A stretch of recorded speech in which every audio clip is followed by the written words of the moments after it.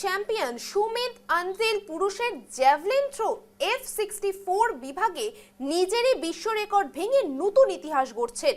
বেঙ্গালুরুতে অনুষ্ঠিত অষ্টমতম Indian open international para athletics championship 2026-এর অংশ নিয়ে হরিয়ানায় এই তারকা অ্যাথলেটের পঞ্চম প্রচেষ্টায় বিশাল 74.82 মিটার নিক্ষেপ করে স্বর্ণপদক জয় করেন।